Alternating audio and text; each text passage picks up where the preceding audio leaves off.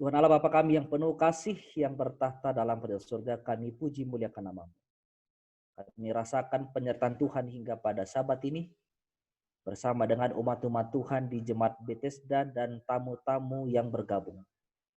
Kiranya bila mana kami akan belajar firman Tuhan, hikmat kuasa Roh Kudus dari surga boleh menjadi bagian kami.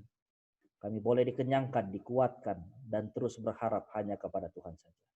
Mohon ampun dosa pelanggaran kami Bapa, dalam nama Tuhan Yesus Kristus kami berdoa. Amin.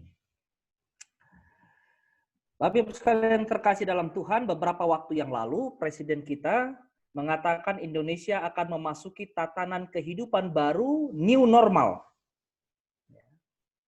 Artinya masyarakat harus berdamai dan hidup berdampingan dengan COVID-19. Yang perlu digarisbawahi adalah berdamai dan hidup berdampingan dengan COVID-19. Bagaimana mungkin satu virus yang luar biasa yang memberikan ketakutan kepada hampir semua bangsa, saya kira 200-an negara yang terkena dampak COVID-19 ini, lalu kemudian penuh dengan ketakutan tetapi harus berdamai dan hidup berdampingan dengan COVID-19. Yang dimaksud adalah bahwa berdampingan itu justru artinya kita tidak menyerah. Tetapi kita menyesuaikan diri, itu yang dimaksud dengan berdamai dan berdampingan. Kita harus lawan COVID-19 itu dengan mengedepankan dan mewajibkan protokol kesehatan ketat. Artinya dengan kondisi yang sudah kita alami berbulan-bulan ini, kita harus sudah mengerti apa yang harus dilakukan di kemudian hari. Kalaupun seandainya nggak hilang-hilang ini virus COVID-19 ini, tetapi paling tidak kita sudah bisa mawas diri, jaga kesehatan kita, dan cara-cara yang kita lakukan supaya kita tetap sehat. Memperbaiki di kemudian hari dengan keadaan yang mungkin apakah berubah atau tidak berubah, tetapi paling tidak kita bisa menjaga diri kita. Meski nantinya kasus COVID-19 ini sudah mereda, harus waspada yang pertama, tetap harus jaga jarak, memakai masker, rajin cuci tangan, dan membersihkan diri. Ya. Ini di kondisi COVID-19 ini, Bapak Ibu sekalian, banyak sekali situasi-situasi yang lucu-lucu ya. Lucu-lucu. Saya kira untuk bagi anggota jemaat, kita juga ada hal-hal yang sebenarnya tidak masuk akal juga. Contohnya, kalau seandainya biasanya tidak terlambat ke gereja, ini sekarang nggak ada alasan untuk tidak terlambat ke gereja. Ya kan? Karena kita hanya tinggal di rumah saja. Kalau seandainya kita bingung dengan tidak ada persembahan, kurang persembahan atau mengirit persembahan, sekarang kita berada di rumah saja. Kalau seandainya kita sibuk untuk pakaian-pakaian kita, mungkin kalau yang kusut-kusut sedikit dia nggak kelihatan di layar. Bahkan ada orang yang mengikuti pertemuan ibadah yang ceritakan kepada saya, dia katakan saya nggak sikat gigi kalau Zoom. Nggak sempat sikat gigi katanya, karena dia bangun terlambat, kemudian hanya mandi, bahkan hanya ada juga yang cuci muka yang cerita kepada saya, ya kelucu-lucuan lah ya di zaman COVID-19 ini ya. Dia hanya cuci muka lalu kemudian pakai, ya siapa yang tahu katanya. Dan yang paling menarik, di tengah-tengah keadaan COVID-19 yang seperti kita sekarang Zoom ini, ada seorang pembicara, dia katakan saya di atasnya pakai jas, pakai dasi, tapi di bawah hanya pakai jeans. Dia bilang gitu, nggak pernah dilakukan di zaman normal kalau seandainya kita datang ke ibadah. Bapak sekalian, kita perlu perhatikan apa hal yang positif atau apa hal yang negatif. Dalam COVID-19 ini, saya kira ada juga hal positifnya. Yang pertama adalah kita semakin ada waktu untuk keluarga kita. Orang tua yang selama ini mungkin berangkat pagi pulang malam, kemudian sekarang bisa menggunakan waktu untuk mendengar curhatan anak-anaknya. Atau bisa masak bersama. Atau bisa belajar bersama. Dan hal-hal yang lain-lain ya. Saya mau kita mengingat satu sosok yang fenomenal, ya. Fenomenal. Ini saya berharap sudah pernah kita lihat wajah ini dan sosok ini di televisi. Ya. Namanya Arya Permana, berumur 10 tahun tetapi memiliki bobot tubuh sebesar 192 kilo. Ya. Umurnya 10 tahun tetapi bobot tubuhnya itu 192 kilo. Asalnya dari Karawang, tidak bisa banyak bergerak dan hanya bisa berbaring di lantai rumahnya. Saya lihat waktu ketika mau dibawa ke rumah sakit, dia mau dikeluarkan dari rumahnya, itu jendelanya harus dirusak Bapak Ibu sekalian, supaya bisa mengeluarkannya. 192 kilo di umur 10 tahun. Media dari dalam dan luar negeri bahkan menyebut Arya sebagai anak paling gemuk sedunia di usia 10 tahun. Di usia 10 tahun. Apa yang terjadi kini beratnya hanya 109 kilogram saja. Dia sedang memasuki satu situasi new normal karena berat badannya berkurang 83 kilogram dalam 1 tahun. Ada yang berhasil Bapak Ibu sekalian mengurangi berat badannya 83 kilogram dalam 1 tahun? Saya kira ini Arya ini cukup sukses didampingi oleh instrukturnya, ya, yang sangat terkenal tentunya. Ini sekarang badannya dan ini adalah instrukturnya Aderai. Perhatikan Bapak Ibu sekalian celananya, perhatikan. Dari yang begitu longgar, ini celana yang hijau ini, perhatikan celana yang hijau ini, inilah dulu celana yang dia pakai. Saya kira masih bisa masuk satu Pak Jesse Hombing ya ke dalamnya. Ini untuk menggunakan celana yang lama ini. Tetapi dia sekarang sudah langsing dia. Sudah langsing dia Bapak Ibu sekalian. New normal kehidupannya, Arya masih dalam pemantauan tim dokter, harus menjalani diet ketat, sebelumnya hanya makan kerjanya, ya, apa saja dia makan, orang tuanya oke, kasih makan, apa saja dia minta untuk dimakan, orang tuanya kasih saja. Lalu kemudian tidak terkontrol berat badannya dan begitulah besarnya, ya, di usia 10 tahun. Setelah dia berkurang berat badannya 83 kilo, dia harus menghindari minuman manis dan mengkonsumsi makanan sehat. Dia harus rajin olahraga serta banyak makan buah-buahan. New normal dalam kehidupan Arya adalah menjaga pola hidup sehat dengan ketat. Setelah menjalani pergumulan hidupnya yaitu obesitas tubuhnya. Kalau dia tidak jaga, kalau tidak dijaga oleh dia, maka obesitasnya bisa kembali bahkan lebih buruk, saudara.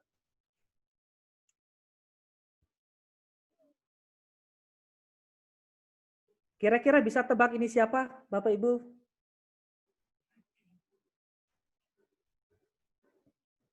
Alkitab menuliskan tentang kehidupan seorang yang sangat dikenal. Dia sangat dikenal oleh orang-orang sekampungnya, dikenal dia. Tubuhnya pendek, memiliki seorang istri, sepasang anak putra-putri. Tetapi ia dibenci oleh banyak orang sekampungnya khususnya, oleh sebab dia hanya menguntungkan orang Roma yang menjajah bangsa Yahudi. Dia dianggap pengkhianat bangsa. Pekerjaannya pemungut cukai. Dari pekerjaan itu dia menjadi salah seorang yang paling kaya di kampungnya. Namanya adalah Zakheus. Sebelum bertemu Yesus, Zakheus itu hidup normal, kepala pemungut cukai. Sebelum bertemu Yesus, Zakheus hidup normal dengan tidak mempedulikan pandangan sosial terhadap dirinya, yang penting dia kaya. Bapak Ibu sekalian, mari kita perhatikan fenomena yang terjadi sekarang di dalam kehidupan kita. Jika Anda memiliki mobil, Sudah berapa lama mobil Anda tidak keluar, saudara? Walaupun bagus. Tapi mau kemana? Kita penuh dengan ketakutan karena corona. Jika Anda mempunyai kendaraan yang lain, Anda sudah jalan-jalan kemana? Walaupun liburan. Ini bukan masalah kaya. Ini adalah masalah kehidupan sosial. Lalu kemudian sebelum bertemu Yesus, Zakheus hidup normal dengan cinta uang, pelit, serakah, galak, pemeras, tidak berperi kemanusiaan. Sebelum bertemu dengan Yesus. Apakah ada perubahan saudara dan saya sebelum dan sesudah bertemu dengan Yesus? Atau masih begitu-begitu saja, saudara? Tetapi Zakheus mempunyai kehidupan new normal. Sebelum bertemu Yesus. Dan sekarang setelah bertemu Yesus, dia berdamai dengan dosanya di masa lalu. Lukas pasal 19 ayat 8 mengatakan, Tuhan, setengah dari milikku akan kuberikan kepada orang miskin. Dan sekiranya ada sesuatu yang kuperas dari seorang akan kukembalikan 4 kali lipat. Sebelum corona mungkin Bapak Ibu sekalian kita masih sangat perhitungan. Sebelum bertemu dengan Yesus, kita nggak merasa apa-apa. Kita merasa kita sanggup dengan diri kita sendiri. Kita merasa masih punya kemampuan. Kita merasa masih punya penghasilan. Tetapi mari kita lihat apa efek positif dari corona. Banyak orang tergerak hatinya untuk berbelas kasihan. Saya mengimani bahwa semua itu adalah setelah bertemu dengan Yesus. Mengapa? Di dunia sekarang Bapak Ibu sekalian, orang-orang berdoa di mana-mana. Banyak negara sekarang, mereka di mana saja mereka usahakan berdoa. Mereka berusaha lebih dekat dengan Tuhan. Dan saya berharap Bapak Ibu sekalian, dan saya juga, sepanjang corona ini, kita lebih dekat dengan Tuhan. Saya tertarik dengan pengumuman yang disampaikan oleh pendeta berhitung. Seandainya tanggal 20 tidak terjadi apa-apa lagi, maka jemaat Bethesda akan kembali ke gereja, tempat biasa berbakti. Dan juga keluarga dari Arma Kinbe ya, pasti akan kembali lagi. Semoga normal di tanggal 20 di Sabat yang akan datang. Tetapi Bapak Ibu sekalian, yang saya mau tantang adalah begini. Ketika kita akan kembali ke gereja, apakah Anda sudah berubah konsep dari mungkin yang selama ini sering terlambat? Tetapi oleh karena corona, saya punya komit dan keluarga saya tidak akan terlambat. Yang selama ini mungkin kita suka berhitung-berhitung dengan Tuhan. Persembahan kita, perpuluhan kita, tetapi kita diselamatkan oleh Tuhan sepanjang corona. Ya mungkin Anda harus berpikir, ketika saya akan kembali ke gereja, saya tidak akan berhitung lagi dengan Tuhan. Karena keselamatan Tuhan telah berikan di dalam kehidupan saya dan Tuhan.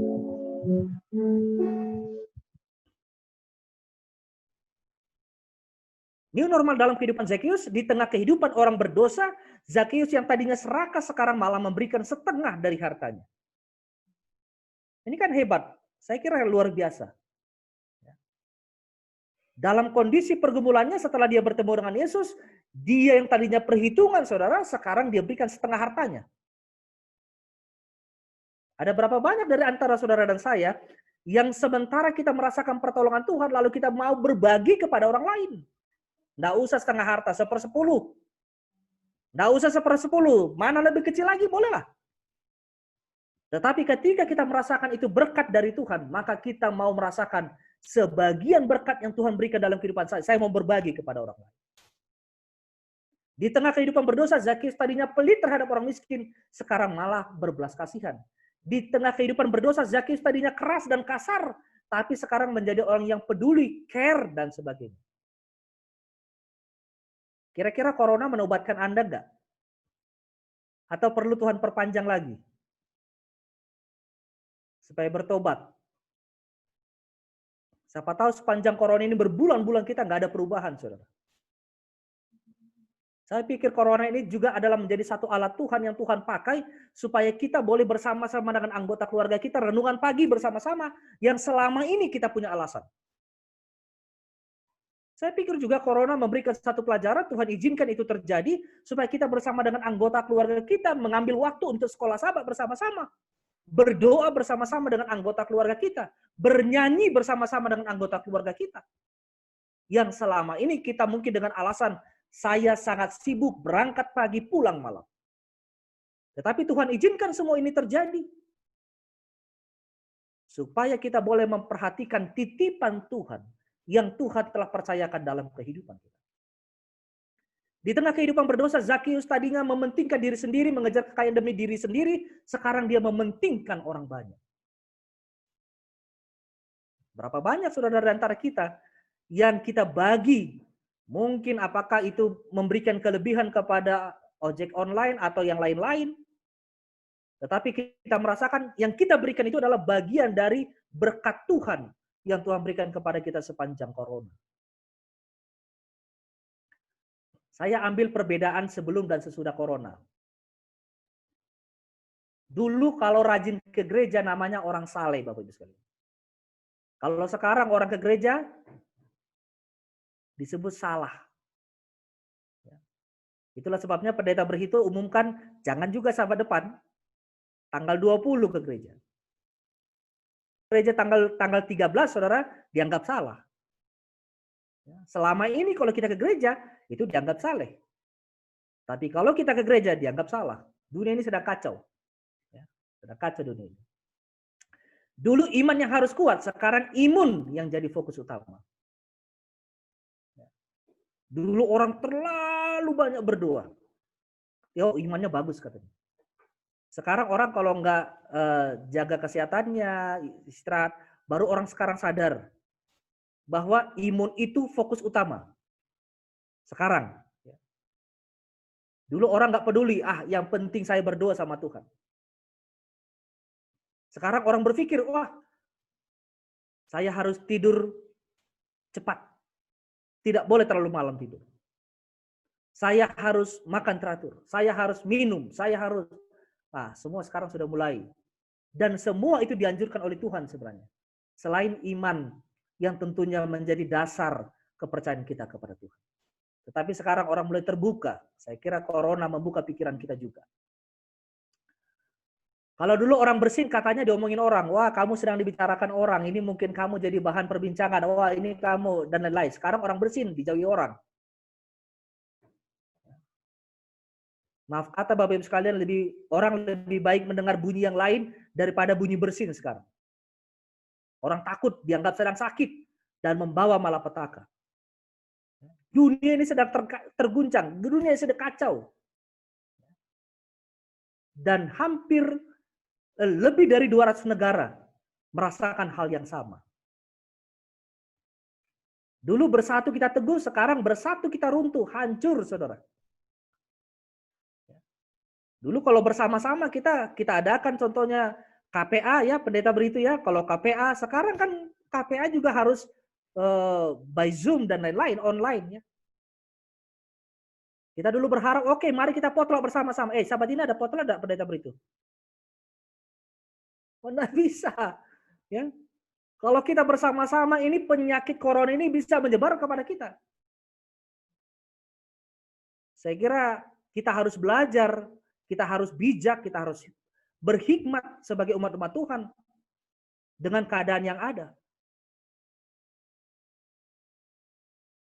Penuh dengan ketakutan kita sekarang. Dulu kalau ada tamu, senang karena dianggap bawa berkat. Sekarang kalau ada tamu, takut karena dianggap bawa penyakit. Sangat sulit sekali sekarang kehidupan kita.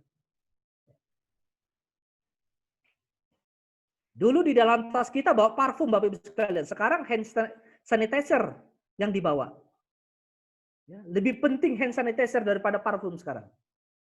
Kemana-mana kalau Anda keluar tentunya harus bawa hand sanitizer. Dunia sedang dilanda ketakutan. Dulu senyum yang dibagikan, sekarang masker yang dibagikan. Dunia penuh dengan kesulitan, saudara. Kira-kira corona menobatkan Anda atau tidak? Berbulan-bulan ini Bapak Ibu sekalian. Berbulan-bulan. Apakah kita belajar, sepanjang corona ini kita belajar bahwa kita harus lebih dekat dengan Tuhan? Saya mau katakan satu hal. Sebelum corona banyak sekali orang pintar, saudara. Banyak sekali orang pintar, berkomentar sana, berkomentar sini. Tetapi ketika corona ini, mana orang-orang pintar itu? Tidak kelihatan, saudara. Untuk memberikan solusi terhadap corona ini. Itu artinya, semua yang terjadi di dunia ini di bawah kendali Tuhan. Bukan karena kepintaran manusia. Semua karena kendali Tuhan. Lebih penting, saudara, masker yang dibagikan. Masker itu menjadi sesuatu yang sangat utama, apalagi di awal-awal corona. Harganya bisa 10 kali lipat ketika awal-awal corona. Mengerikan sekali. Dulu cuci tangan untuk makan. Sebelum makan cuci tangan dulu ya anak-anak, kata orang tua. Sekarang di mana-mana disuruh cuci tangan tapi nggak dikasih makan, saudara. Dunia ini sudah terbalik. Kita hanya terus cuci tangan, bertemu dengan orang cuci tangan. Kita keluar rumah cuci tangan, mandi bahkan. Dunia ini sudah terbalik. Tidak ada kepintaran manusia yang sanggup mengalahkan kendali Tuhan. Kalau Tuhan melakukan sesuatu di dalam kehidupan kita. Saya mau kita perhatikan baik-baik buku peristiwa-peristiwa akhir zaman. Firman Tuhan katakan begini, masa sekarang adalah saat yang paling menarik bagi semua yang hidup. Para penguasa dan negarawan, orang-orang yang menduduki jabatan kepercayaan dan wewenang. Cendekiawan, cendekiawati, segala lapisan. Semuanya memusatkan perhatian kepada peristiwa yang sedang berlangsung di sekitar kita. Seluruh dunia, saudara, bayangkan.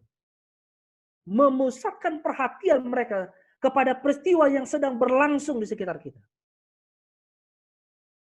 Mereka sedang mengamati hubungan antar bangsa. Mereka memperhatikan intensitas yang mempengaruhi setiap unsur alami. Dan mereka menyadari bahwa sesuatu yang besar dan menentukan segera terjadi. Yaitu dunia sedang berada di tepi satu kemelut yang menakjubkan. Di tepi satu kemelut yang menakjubkan. Banyak keanehan yang terjadi di dunia.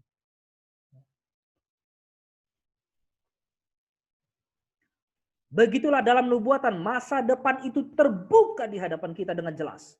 Sebagaimana itu telah dibukakan kepada murid-murid itu oleh kata-kata Kristus sendiri. Peristiwa yang berhubungan dengan penutupan pintu kasihan. Saya sengaja garis bawah ini Bapak Ibu sekalian. Supaya kita perhatikan baik-baik. Peristiwa yang berhubungan dengan penutupan pintu kasihan. Saya kira ada rencana Tuhan kenapa corona ini dibiarkan berbulan-bulan. Supaya saudara dan saya sadar bahwa pintu kasihan akan tertutup. Dan saudara dan saya sudah berada di dalam sebelum pintu kasihan itu tertutup. Dengan upaya persiapan menghadapi masa kesusahan sangat jelas dinyatakan. Saudara, saya rekomendasikan buku peristiwa-peristiwa akhir zaman Anda baca berulang-ulang. Apa yang terjadi di masa yang lalu termasuk gedung kembar yang di Amerika itu sudah ada dituliskan di buku peristiwa-peristiwa akhir zaman. Tapi orang terheran-heran, saudara. Padahal itu sudah ada dituliskan di buku peristiwa akhir zaman. Wabah yang sekarang terjadi dan ribuan orang yang meninggal dunia juga sudah dituliskan di buku peristiwa akhir zaman. Tapi orang terheran-heran dan penuh ketakutan. Seakan-akan kita nggak pernah membacanya. Kalau Anda adalah orang yang salah satu ketakutan dengan keadaan corona ini, itu juga adalah penyebab karena kita tidak belajar banyak tentang peristiwa-peristiwa akhir zaman. Sejumlah besar manusia tidak memahami kebenaran penting ini seolah-olah belum pernah dinyatakan. Saudara baca buku peristiwa akhir zaman. Semua dinyatakan di sana apa yang terjadi, apa yang sudah terjadi, apa yang akan terjadi, dan apa yang sekarang terjadi dan apa yang akan terjadi. Kehidupan ke depan ini nggak lebih baik. Kehidupan ke depan ini lebih sulit, saudara. Kerohanian Anda dan saya yang perlu lebih baik kehidupan ke depan ini. Kalau lihat keadaan dunia ini, kita tidak akan lebih baik, saudara. Itu sebabnya perbaiki kerohanian kita bersama dengan anggota keluarga kita. Mari kita lihat lagi yang lain, tulisan hamba Tuhan Ellen G. White dalam buku Peristiwa Akhir Zaman. Bangsa-bangsa gelisah. Saya kira Anda dan saya juga gelisah. Masa kebingungan melanda kita. Orang-orang mengalami serangan jantung karena takut akan perkara yang akan menimpa bumi ini. Tetapi ini saya perlu garis bawahi dan saya kira menjadi pengharapan bagi kita. Mereka yang percaya pada Allah akan mendengar suaranya. Ini aku. Jangan takut. Ini hanya khusus bagi umat-umat Tuhan yang percaya kepada Tuhan. Kalau Anda tidak percaya kepada Tuhan, maka ketakutan akan menimpa kita. Tuhan berjanji, ini aku kata Tuhan. Jangan takut.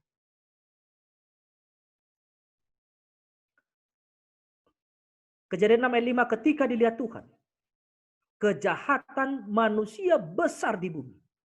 Kecenderungan hatinya membuahkan kejahatan. Saudara, orang-orang muda, ya, saya berharap Arma Kinbe ini bertumbuh bukan hanya talenta bernyanyi, tetapi juga menjadi saluran berkat dalam kehidupan mereka, cita-cita mereka di kemudian hari. Amin ya. Demikian juga anak-anak dari Jemaat Bethesda semua dan tamu-tamu yang bergabung pada sahabat ini di Jemaat Bethesda. Kita berharap bahwa anak-anak kita semua adalah anak-anak yang hatinya menghormati Tuhan, menghormati orang tua, disayangi oleh Tuhan, disayangi oleh sesama manusia. Coba perhatikan keadaan dunia ini terjadi sebelum air bah, Bapak Ibu sekalian. Bukankah kita harus belajar juga kenapa corona ini berkepanjangan? Jangan-jangan Tuhan sudah mulai bosan dengan tingkah laku kita. Atau jangan-jangan alam sudah mulai enggan bersahabat dengan kita. Sudah terlalu jahat. Sudah banyak orang tua yang tidak pedulikan anaknya. Sudah banyak anak-anak yang tidak hormat kepada orang tuanya. Dunia ini terlalu jahat. Zaman sekarang. Kejahatan di depan kita persis kita lihat sekarang. Dan semua orang mendiamkan saja. Mereka katakan sudah biasa. Sebenarnya tanpa dikatakan pun new normal, Bapak Ibu sekalian, sudah banyak kegiatan new normal sebelumnya yang sudah terjadi. Dengan kejahatan yang luar biasa. Buku Peristiwa Akhir Zaman katakan kejahatan dan kekejaman manusia akan mencapai satu tingkatan. Sehingga Allah akan menyatakan dirinya di dalam kemuliaannya. Tidak lama lagi. Kejatuhan dunia ini akan mencapai puncaknya seperti pada zaman Nuh. Maka Allah akan mencurahkan penghukumannya. Orang tua bertanggung jawab kepada anak-anaknya. Kalau seandainya anak-anaknya tidak hormat kepada orang tuanya. Bertanggung jawab kita. Harus bertanggung jawab.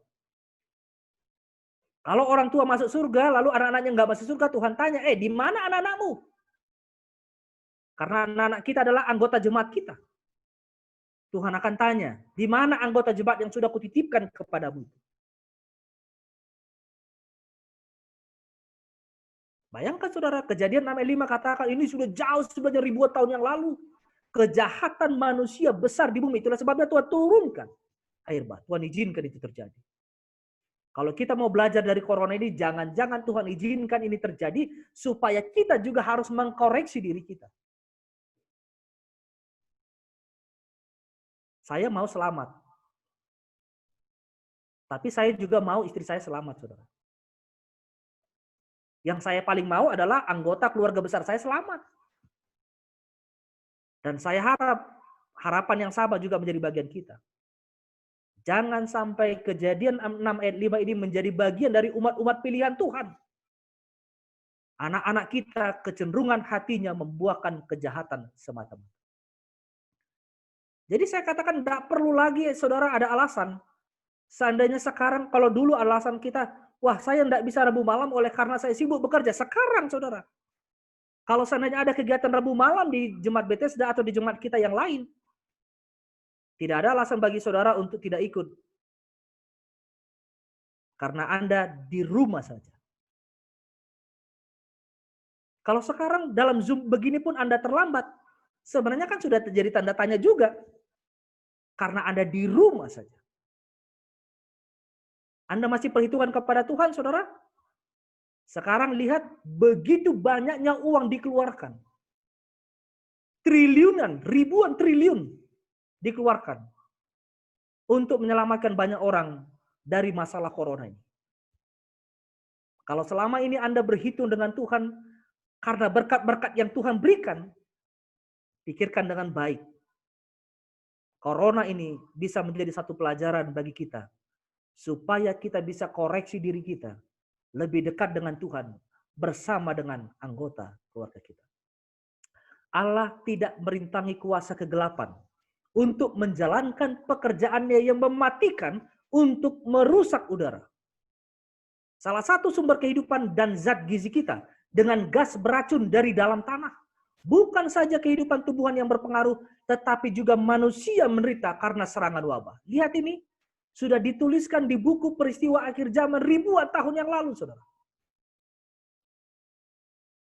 Kita tinggal menjalani saja apa yang Tuhan telah nubuatkan. Perhatikan di bawah. Hal ini diakibatkan tetesan dari cawan murka Allah. Bagaimana tidak, saudara? Kita lebih sayang handphone kita daripada Alkitab kita. Kita tidak pernah sentuh sekolah sahabat kita. Kita tidak pernah sentuh renungan pagi kita. Kita tidak pernah baca Alkitab kita. Kita lebih banyak gunakan waktu kita untuk berfoya-foya. Anda gunakan banyak uang Anda untuk mempercantik diri, memperkaya diri. Banyak hal yang menimbulkan cawan murka Allah. Itulah sebabnya kalau seandainya manusia menderita karena serangan wabah, ini adalah bagian dari tetesan cawan murka Allah. Kita harus koreksi diri ketika suasana corona ini menjadi bagian dalam kehidupan kita. Saya mau kasih satu video Bapak Ibu sekalian. Video ini adalah video yang seorang anak yang berjuang. Tidak mudah baginya untuk menjadi seorang pemenang. Dia harus berjuang. Dia harus menangis. Dia lihat kepada orang tuanya tidak lakukan apa-apa. Orang tuanya hanya berdiam diri saja. Orang tuanya katakan, saya sebenarnya nggak tega melihat kamu menangis, nak. Ketika diwawancara, dia nggak tega lihat anaknya menangis. Tetapi orang tuanya katakan, kalau anaknya tidak menangis, dia tidak akan terjamin masa depannya. Untuk menjadi seorang pemenang, saudara, dibutuhkan perjuangan.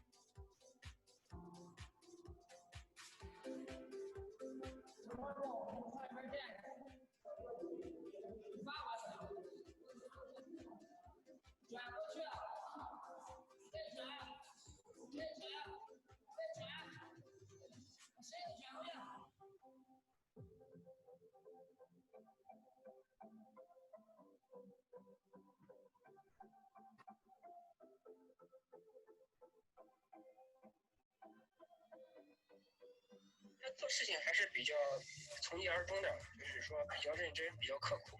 孩子哭嘛，就是说做父母的肯定要心疼一点，但是这个也是一种人生中的一种经历吧，这是其中必须要经历的东西。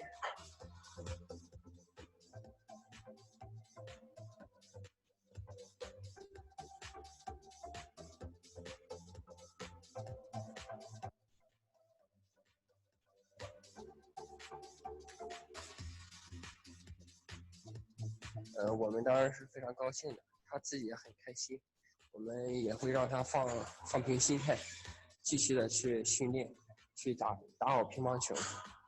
打乒乓球天分这一块，我们觉得只占很小的一部分。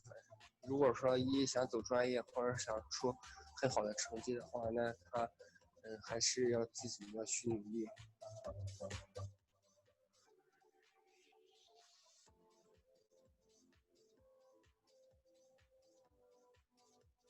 因为现在还太小，他毕竟才刚6岁，那我们就是看看他自己的喜爱程度吧。如果自己想做一名运动员，那我们就非常会支持他。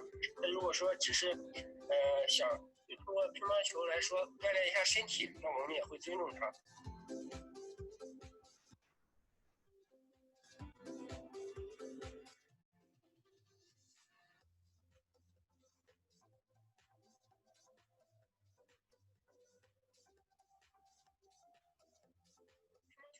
对于我们来说，现在就是一个业余爱好，也非常感谢大家的支持。现在也不是利用孩子来做这些商业性的东西，所以对我们来说，就是说，大家如果支持的话，能让更多的小朋友参与到乒乓球运动当中来，那就是最好的。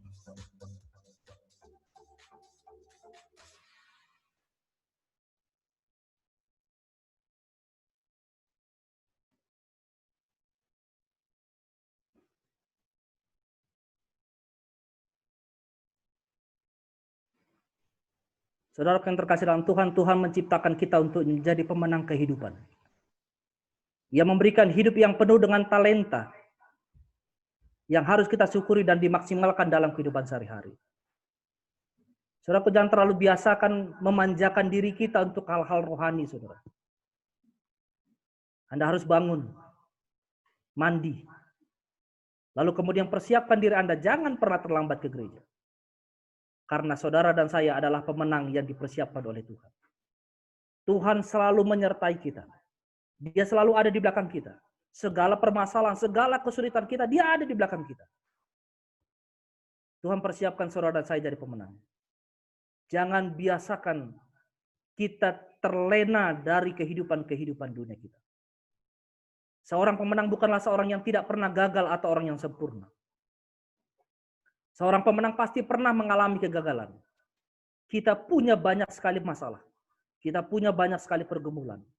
Tetapi terus berusaha bangkit sampai kita memperoleh kemenangan. Saudara, di masa sebelum corona bisa saja kita sering terlambat ke gereja. Di masa sebelum corona kita mungkin saja berhitung kepada Tuhan. Di masa sebelum corona kita mungkin banyak sekali pertimbangan-pertimbangan dalam hal-hal rohani. Tetapi saya mau katakan Tuhan izinkan ini terjadi untuk menunjukkan bahwa kita dipersiapkan oleh Tuhan untuk menjadi seorang pemenang. Kita adalah orang pilihan yang berharga di mata Tuhan. Pemenang dalam menghadapi segala masalah dan persoalan. Memang tidak mudah. Kita harus dengan sabar melewati corona ini, ujian ini, dan segala dalam permasalahan dalam kehidupan kita. Namun semua itu akan membawa kita menjadi lebih hebat di dalam Tuhan. Saya mau pastikan Bapak Ibu sekalian, corona ini berlalu. Saya lebih hebat kerohanian saya dibanding sebelum corona terjadi. Mengapa?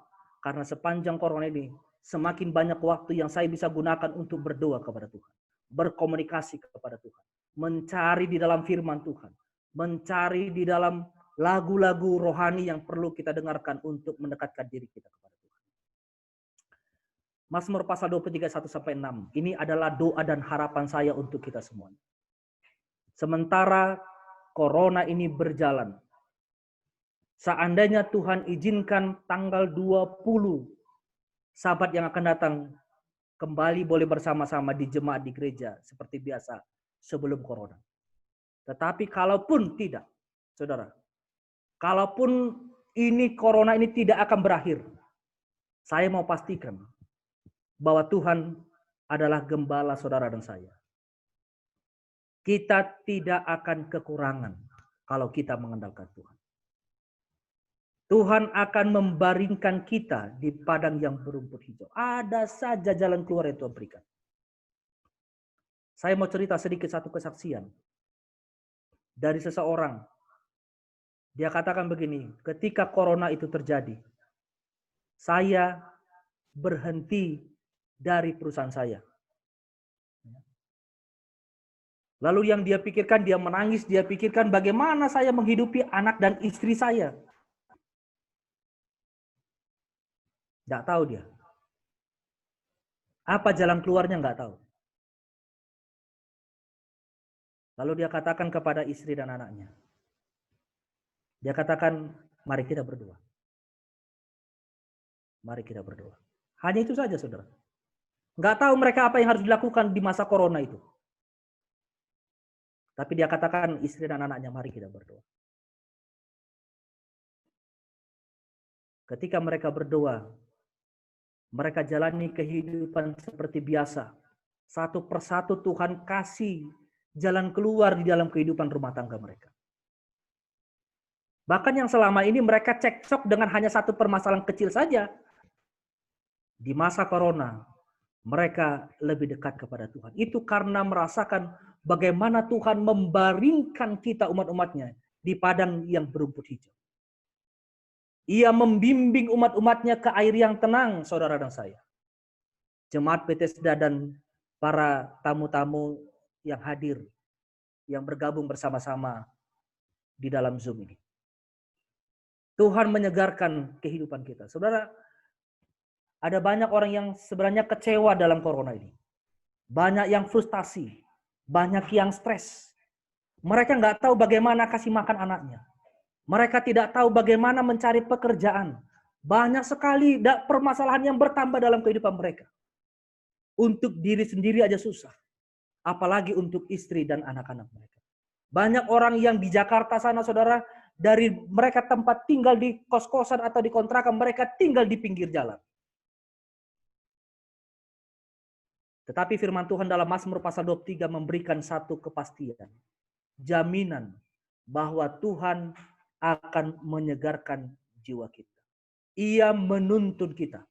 Lalu kemudian Tuhan akan beserta kita. Dia akan menghibur kita. Dia akan menyediakan hidangan bagi saudara dan saya. Karena saudara dan saya mengandalkan Tuhan di dalam kehidupan kita masing-masing. Bahkan dia mengurapi kita. Bayangkan saudara, satu hal yang sangat intens hubungan kita dengan Tuhan berbulan-bulan. Dari yang tadinya mungkin sangat jarang kita berkomunikasi dengan Tuhan. Berbulan-bulan Tuhan kasih kesempatan kepada kita. Supaya kita lebih erat dengan Tuhan. Lebih dekat dengan Tuhan. Bukan hanya kita. Keluarga kita lebih dekat dengan Tuhan. Keluarga kita lebih erat dengan Tuhan. Bukan hanya keluarga kita. Jemaat kita lebih dekat dengan Tuhan. Jemaat kita lebih erat dengan Tuhan. Kebajikan, kemurahan, mengikuti kita seumur hidup kita. Cepat atau lambat corona ini berlalu, saudara. Penyertaan Tuhan akan menyertai kita seumur hidup kita. Dan satu hal yang pasti yang Tuhan mau sediakan bagi saudara dan saya adalah kita akan diam dalam rumah Tuhan sepanjang masa. Tuhan siapkan bahkan surga di mana tidak akan ada lagi susah, derita di dalam kehidupan kita.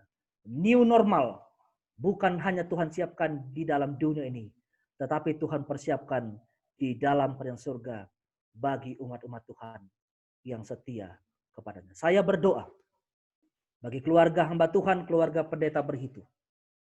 Kiranya Tuhan memberkati di dalam kondisi seperti ini, selalu sehat Pak Pendeta dan keluarga, dan Tuhan berikan hikmat untuk tetap menjadi motivator dan menjadi pendoa yang khusus bagi seluruh umat-umat Tuhan. Saya berdoa juga untuk seluruh majelis di Jemaat Bethesda. Saya berdoa juga untuk seluruh anggota Jemaat Bethesda maupun tamu-tamu kami yang hadir yang bergabung di dalam Zoom Bethesda ini.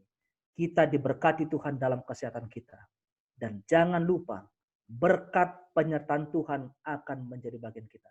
Saya mau pastikan, corona ini menjadi satu pelajaran penting kepada kita dan anggota keluarga kita. Bahwa kita lebih dekat dengan Tuhan. Kiranya Tuhan memberkati, dan kita mau pastikan bila mana Tuhan Yesus datang, semua kita akan mengalami new normal yang Tuhan siapkan selama-lamanya. Tuhan Yesus menyertai saudara dan saya. Amin.